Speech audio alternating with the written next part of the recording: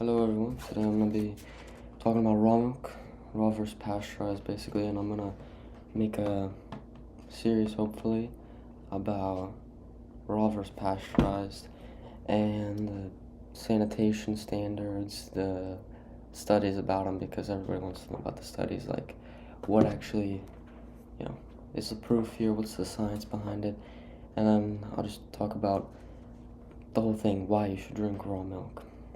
Today's going to be a history lesson on raw milk.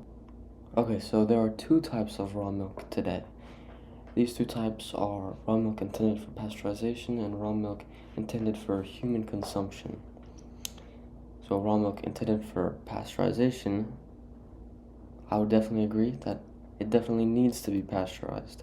I'll explain that later, and like the standards that it's held to, very low, very minimal, very unsafe, so it needs to just kill the milk. I mean, that milk should not really exist because of the standards. That milk is not safe to drink raw.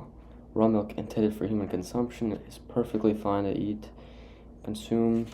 It's got a lot of health benefits, and I'll talk on lots of raw milk products, like kefir and cheeses, what's good for you, and I'll talk about probably in later videos why it's a lot superior, again, the health benefits and some of the major differences.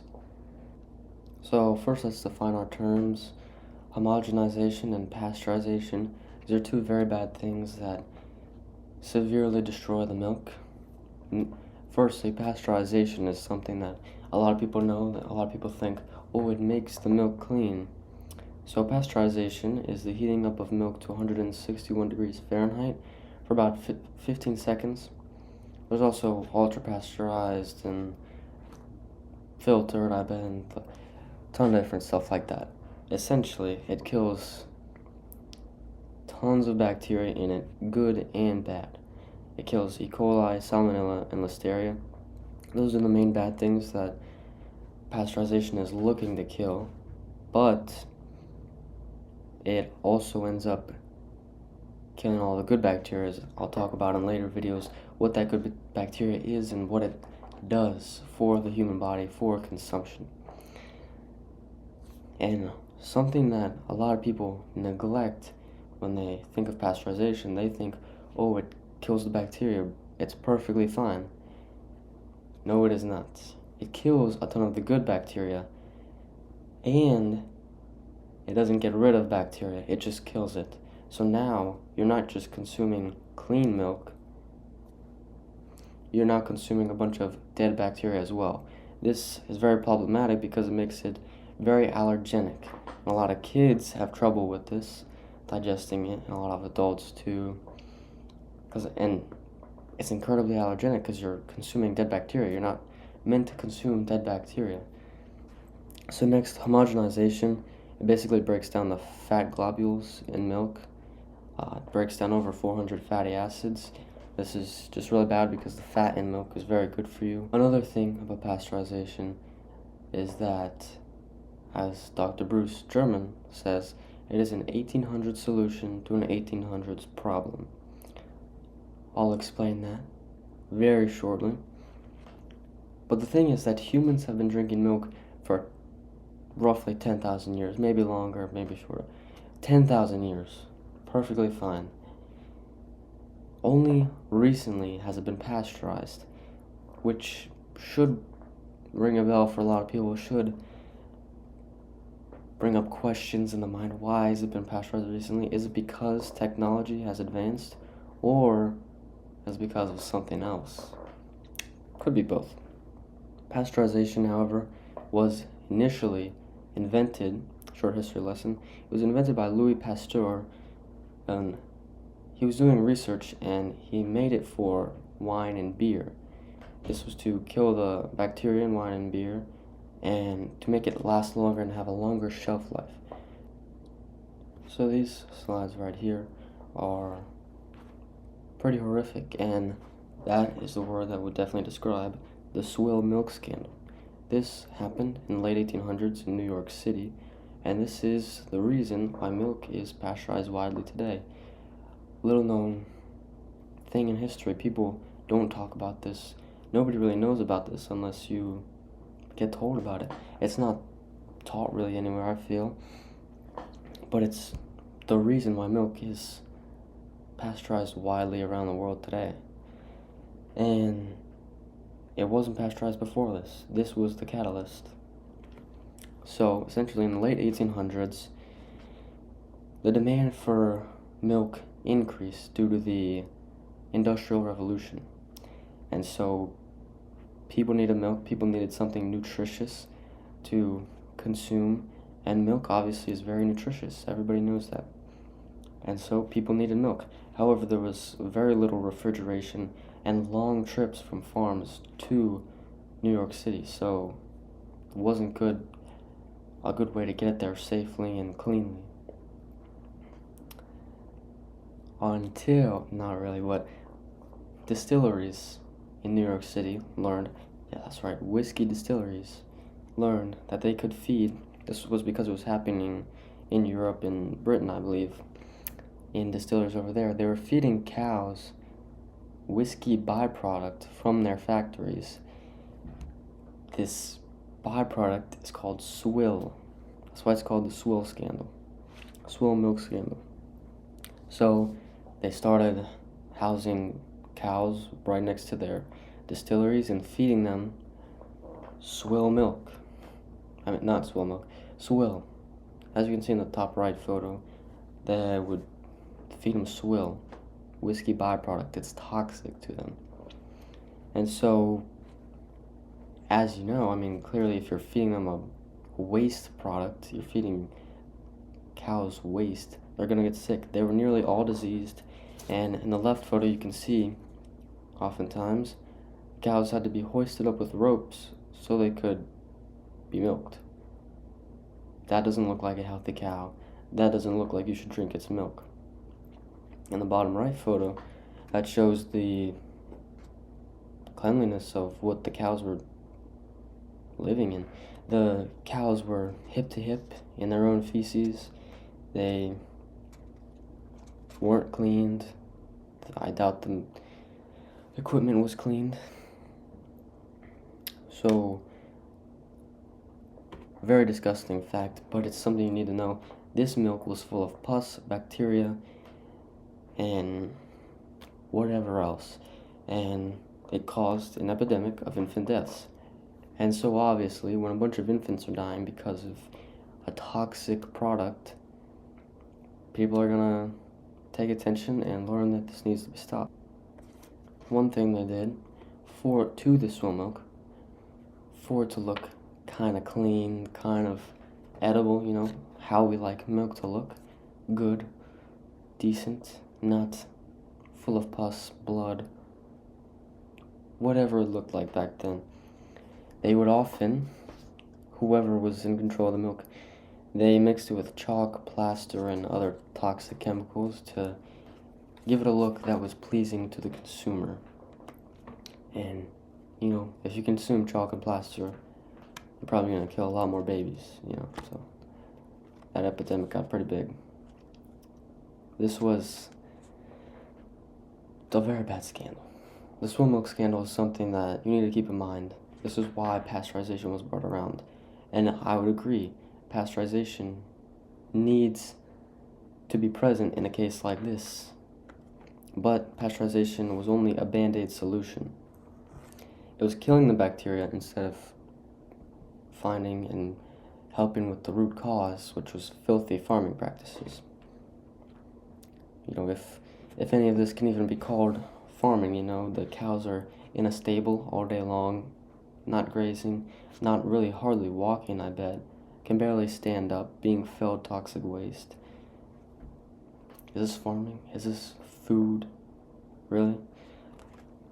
And so, these cows, you know, diseased as they were, they developed brucellosis and tuberculosis, and nobody wants to be drinking milk from a cow that has all sorts of diseases, that the milk looks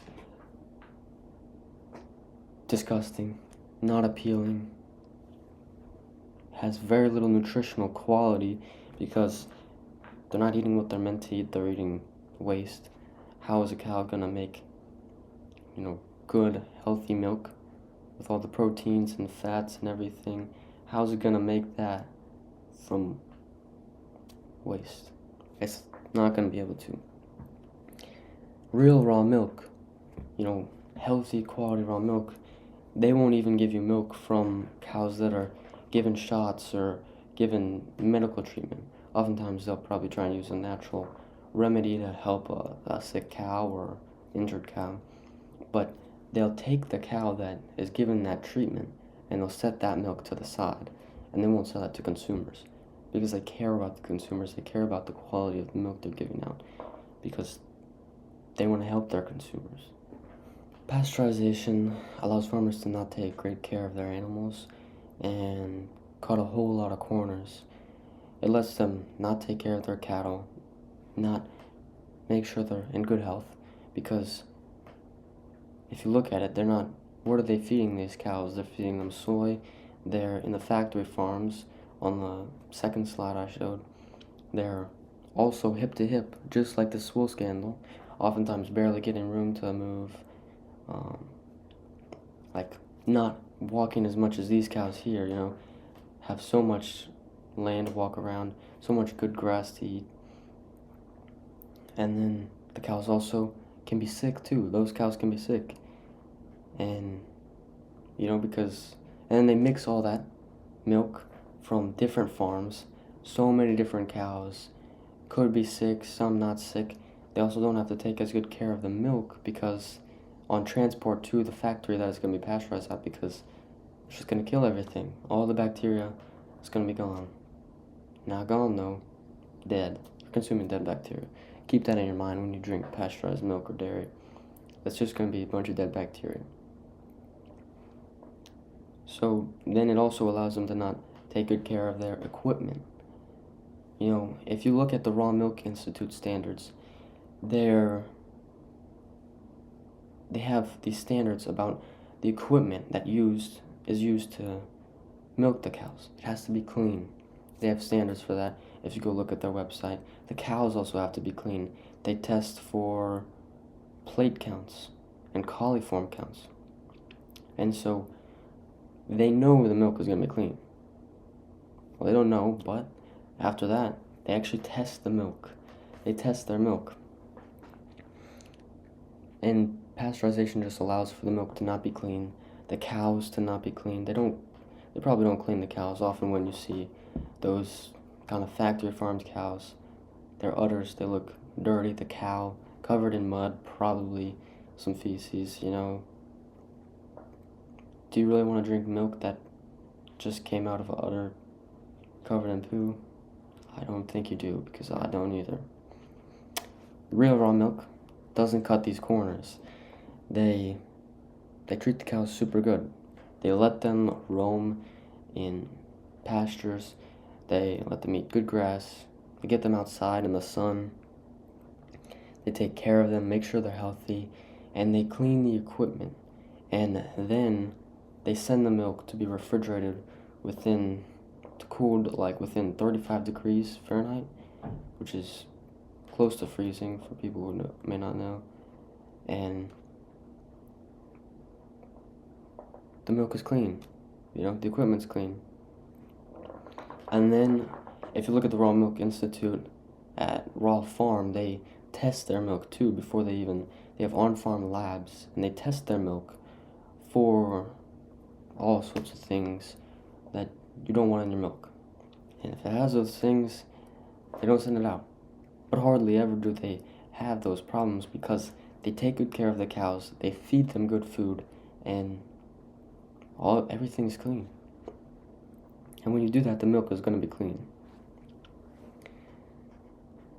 And I highly encourage everyone watching this to go look at the Raw Milk Institute standards and what they actually do, because oftentimes when you look at it, it's going to be near the level of post-pasteurization.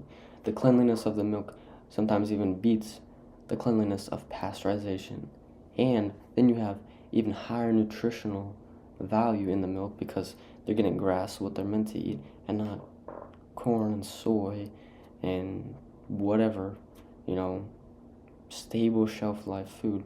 They're getting real food. So they're gonna have real nutritional value in their milk.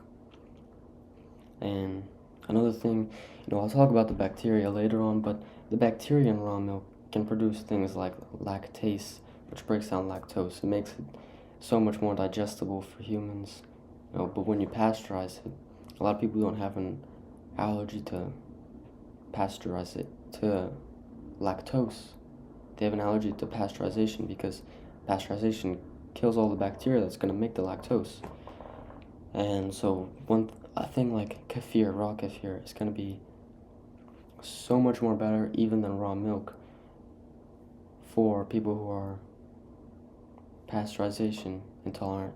The founder of Raw Farm talked about that, so look into him. He knows a lot more about it than me as well. And just the last thing I want to say is milk has never been a problem. 10,000 years we've been having it. It's never been the problem. Milk hasn't been the problem. The Swill milk scandal was the problem.